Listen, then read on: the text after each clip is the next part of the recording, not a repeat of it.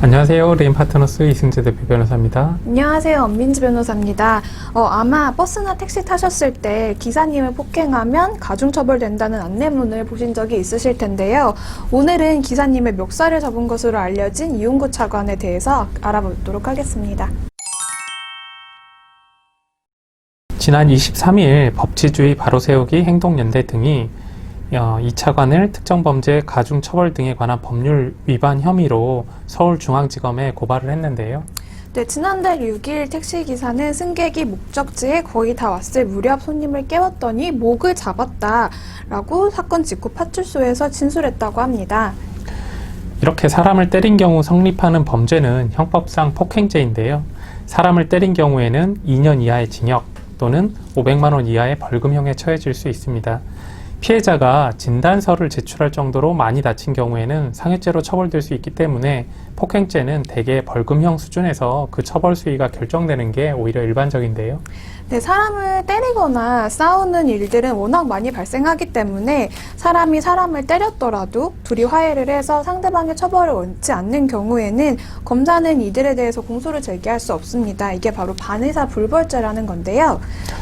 이 차관의 경우에 있어서는 택시기사의 멱살을 잡았고 멱살을 잡은 것도 형법상 폭행의 한 형태이기 때문에 형법상 폭행죄에 해당하게 됩니다. 그러나 두 번이나 조사를 받은 이후 택시기사가 이 차관의 처벌을 원치 않는다는 의사를 밝혔고 이에 경찰은 이를 단순 폭행죄로 보아 내사 종결 처리했다고 합니다.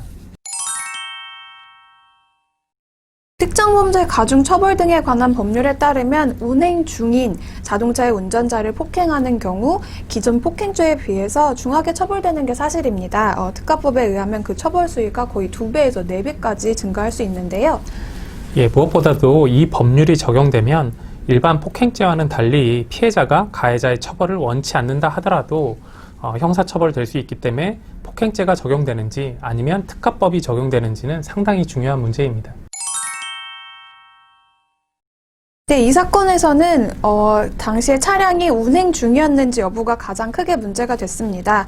법에 따르면 운행 중인 자동차의 운전자를 폭행한 경우 특가법이 적용되는데요.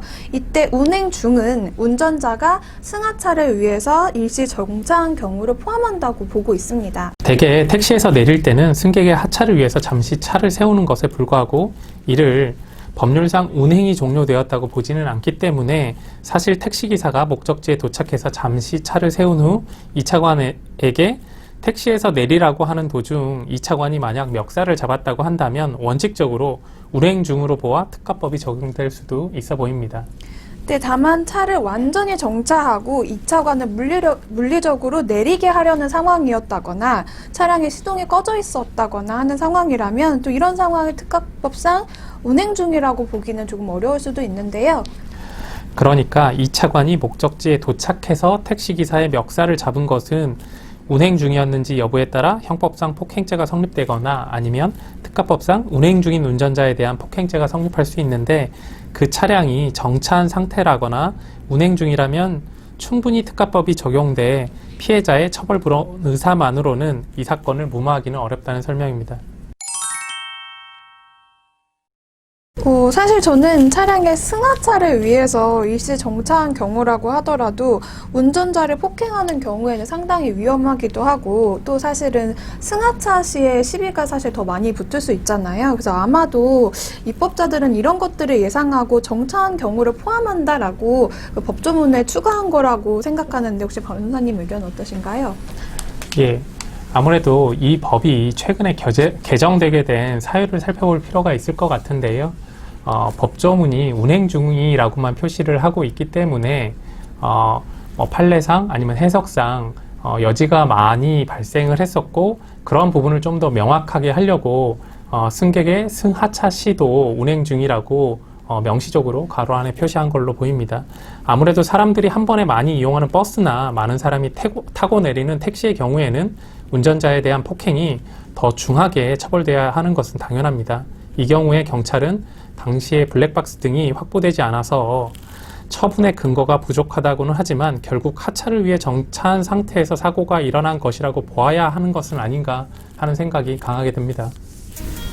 네, 초기 조사에서 택시기사는 2차관이 뒷덜미를 잡았다고 했다가 나중에는 멱살을 잡았다 이렇게 또 진술을 바꿨다고도 하는데요.